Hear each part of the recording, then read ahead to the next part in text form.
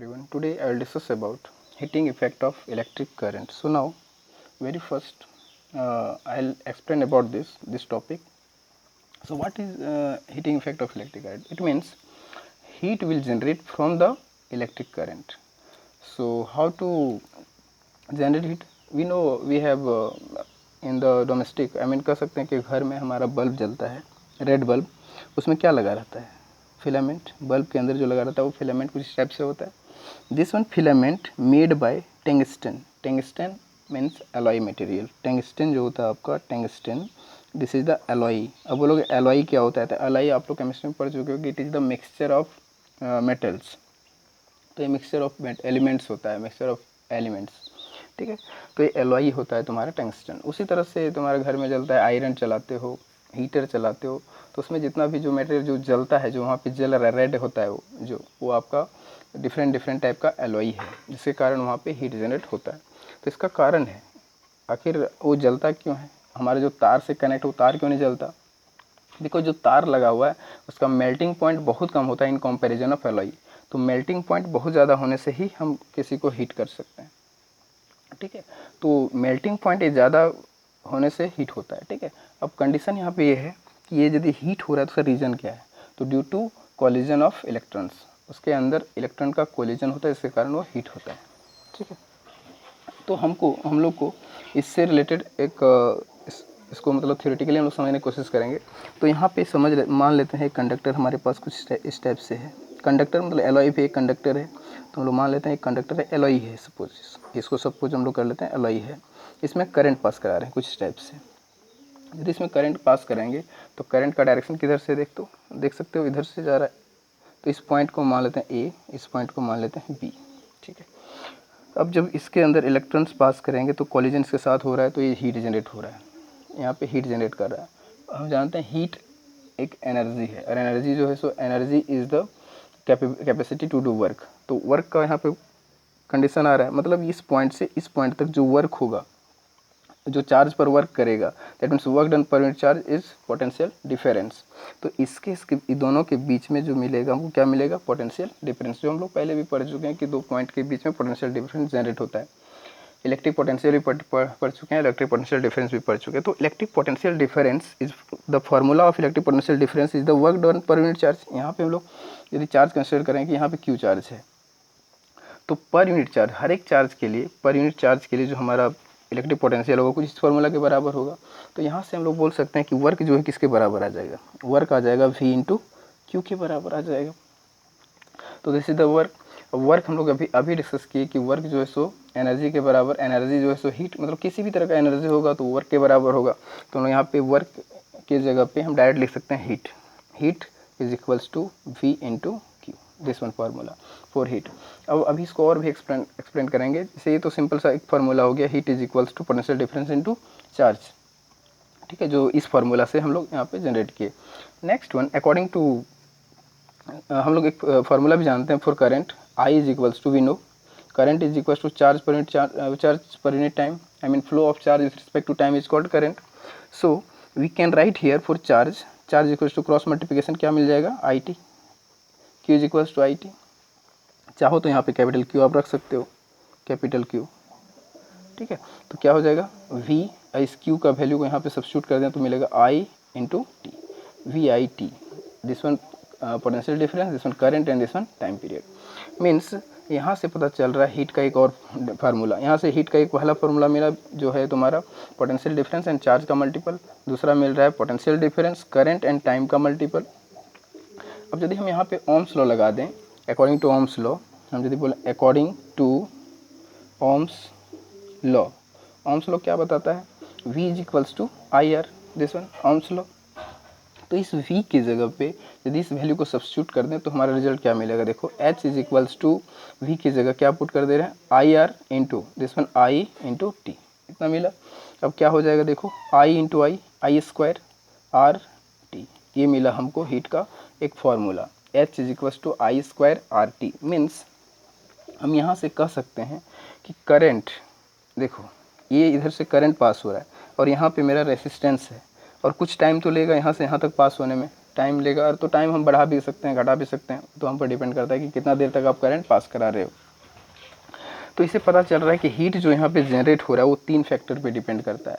There are 3 factors. First one factor is the current, next one factor is the resistance, another one factor is the time period. So we can say their heat generation of heat depends on factors. First one I square, and second one heat also depends on the R, and next one T. This one all are directly proportional. Because of this, it means a square of current, heat is depends on a square of current, indirectly proportional. Means if current will increase, then heat also increase. Current पे यदि बढ़ाते हैं हम तो हमारा heat भी generate होगा। मतलब करंट का फ्लो हम बढ़ा दिए, थोड़ा उसका करंट का जो फ्लो है वो बढ़ा देंगे तो क्या होगा, हीट भी बढ़ेगा। और वही चीज़ रेसिस्टेंस बढ़ा देंगे तब भी हीट बढ़ेगा। देखो ये, यदि हम रेसिस्टेंस बढ़ा देंगे तब भी मेरा हीट बढ़ेगा। मतलब क्या है कि इसका वैल्यू यदि हम बढ़ा दें, मान लो ये 10 ओम का है, यदि इसको हम कर दें 100 ओम, तो इसका भी जो ग्लो है वो बढ़ जाएगा। हम लोग नहीं बोलते हैं जैसे हीटर लगाते हैं घर में, तो हीटर का जो नाइक्रोम वायर जो होता है वो रेसिस्टेंस जो लगा होता है उसमें, उसको बोलते हैं कि कम वाट का है या तो कम जो भी है कम वैल्यू का है, उसको बदल दो, बड़ा वाला लगा दो, ज़्यादा पावर का लगा दो तो ज़्यादा जलता है। तो उससे क्या है कि हम यदि रेसिस्टेंस का वैल्यू चेंज कर देंगे तो हीट का भी वैल्यू चेंज हो जाएगा, हीट भी ज़्यादा जनरेट करेगा। ठीक है। And next one time. देखो हीटर जब स्टार्ट होता है तो तुम्हारा स्टार्टिंग में ही रेड कलर का ग्लो नहीं करता है, वो कुछ देर टाइम लेता है। तो जैसे जैसे टाइम को इंक्रीज़ करते जाएंगे, मतलब टाइम जैसे जैसे बढ़ेगा उसके अकॉर्डिंग ही हमारा हीट बढ़ता चला जाता है। तुम घर में ही रेड बल्ब जलाते हो तो तुरंत वो हीट नहीं होता, स्टार्टिंग में ही हीट नहीं हो जाता, कुछ देर तक वो जलता है तब जा करके हीट होता है। स्टार्टिंग में थोड़ा सा हीट होता है, लेकिन धीरे धीरे हीट जो है सो इंक्रीज होता चला जाता है। Means time will increase then heat also increase. जैसे जैसे टाइम बढ़ेगा हीट भी आपका बढ़ता चला जाएगा। सो हम लोग कह सकते हैं कि heat is depends on total 3 factors. First one square of current, next one resistance, and third one time period. All are indirectly proportional. So we can see here this one directly proportional, or all are depends on directly proportional. Okay. तो यहाँ से हम लोग heat के बारे में पूरा discuss कर चुके हैं कि हीट जो है सो 3 फैक्टर पे बेसिकली डिपेंड करता है, current, resistance and time period. Now हम लोग पावर के बारे में डिस्कस कर लें कि आखिर बल्ब के ऊपर लिखा रहता है 100 वाट या तो 10 वाट 15 वाट. तो ये वाट क्या है, what is the meaning of this? तो इस is the unit of power, power का ही यूनिट होता है. ठीक है. तो सबसे पहले यहाँ पे यदि पूछा जाए कि ये हीट जैसे जनरेट की, इसका यूनिट भी तो कुछ होता होगा. तो एनर्जी का यूनिट क्या होता है, जूल. तो हीट का भी यूनिट हमारा क्या होगा, because heat is the source of energy, and also heat को हम लोग एनर्जी बोल सकते हैं, क्योंकि पहले भी हम लोग उसी तरह से डिस्कस करते आ रहे हैं. तो यदि हीट का एनर्जी, वर्क का एनर्जी जूल है, एनर्जी का एनर्जी जूल है, तो हीट का भी एनर्जी क्या होगा, जूल. इसीलिए इसको भी बोला जाता है, इस पूरे थ्योरी को बोला जाता है जूल्स इफेक्ट.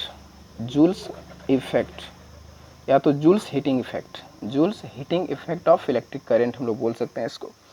जेम्स जूल्स एक साइंटिस्ट है जिससे अपने नाम पे ये रखा है, जिसने ये थ्योरी को दिया था उसी का नाम है जेम्स जूल. तो उसी के नाम पे हम लोग इसको बोलते हैं जूल हीटिंग इफेक्ट. ठीक है. ये जूल साइंटिस्ट ने इस थ्योरी को दिया था, इसलिए हम लोग जानते भी कि वर्क का यूनिट जूल होता है, तो हीट का यूनिट क्या होगा, joule. Joule, this is the joule heating effect. Now we will discuss about power. Power के बारे में देखो क्या होता है. पावर क्लास 9th में हम लोग पढ़ चुके हैं कि power is the rate of work. Rate of work means work done per unit time. Work done per unit time is called power. So we can write here work done, work मतलब heat के बराबर. Work तो heat energy ही है, work is the energy, and also we can say this is the heat. तो बोल सकते हैं हीट पर यूनिट टाइम. मीन्स कोई भी बल्ब में यदि हीट जनरेट हो रहा है तो कितने टाइम तक आप उसमें उसको रख रहे हो, टाइम के रिस्पेक्ट में ही. मतलब टाइम ज़्यादा होगा, पावर जो है उसका पावर के हिसाब से, मतलब जो पावर आपका है वो टाइम पे डिपेंड कर रहा है और एज वेल एज हीट पे भी डिपेंड करता है. तो देखते हैं इसका क्या रिलेशन आएगा. हमारा पावर को कुछ डिफरेंट फार्मूलाज भी यहाँ पे जनरेट हो सकता है. तो पी को हम लोग पी से पावर को मतलब रिप्रेजेंट करते हैं, और हीट को एच से रिप्रेजेंट कर रहे हैं जो पहले भी दिखा चुके हैं, और टी को टाइम से. ठीक है.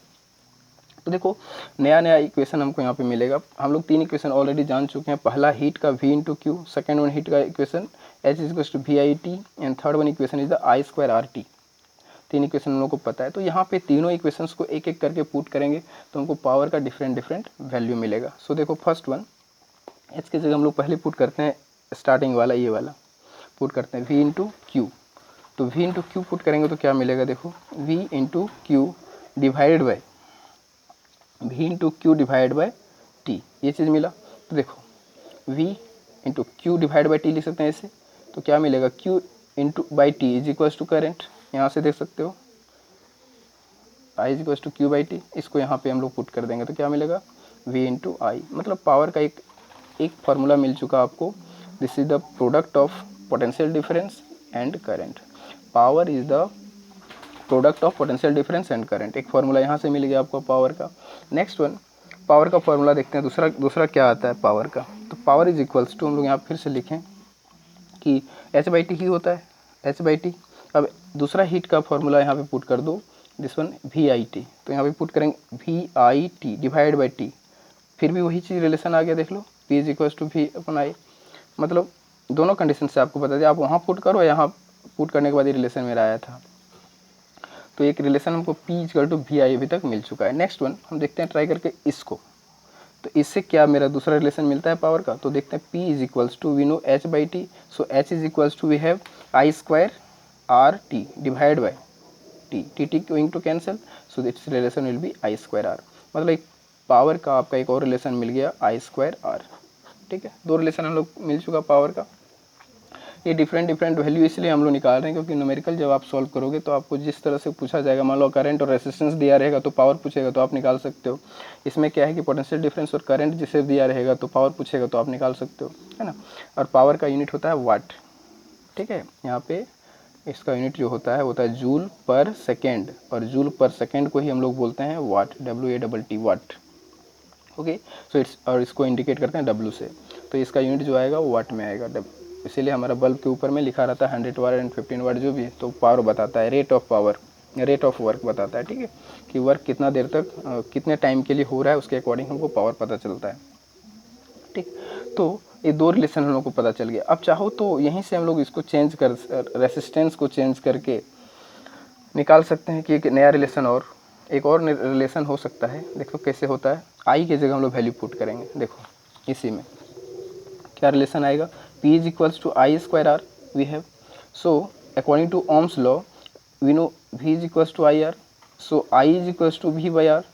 यहाँ से हम लोग कर सकते हैं, आई सब्जेक्ट करेंगे तो V बाई आर मिल जाएगा। तो I is equals to V by R, और इस I का वैल्यू को यदि हम यहाँ पे सब्स्टिट्यूट कर दें तो देखो क्या मिलेगा, I का वैल्यू सब्स्टिट्यूट करो, V बाई आर स्क्वायर होगा इंटू आर इतना।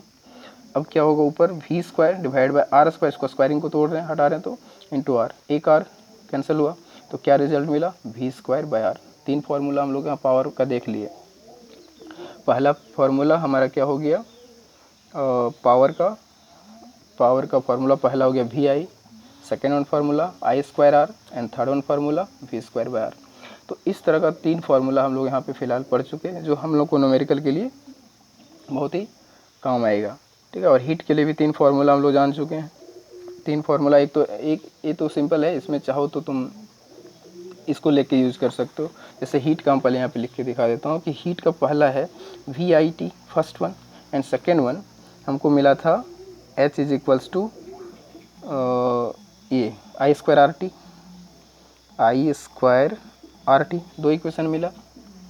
ठीक है, और थर्ड वन इक्वेशन जो मिलेगा आपको वो मिलने वाला है V square by R into T, जो यहाँ पे कैलकुलेट हम लोग अभी किए थे उसके अकॉर्डिंग। ठीक है, कैसे इस तरह होता है, क्या कि देखो हम लोग जानते हैं कि पावर जो है वो किसके बराबर है, एनर्जी अपॉन टाइम, या तो फिर हीट अपॉन टाइम बोल सकते हैं इसको हम लोग, एनर्जी अपॉन टाइम और हीट अपॉन टाइम।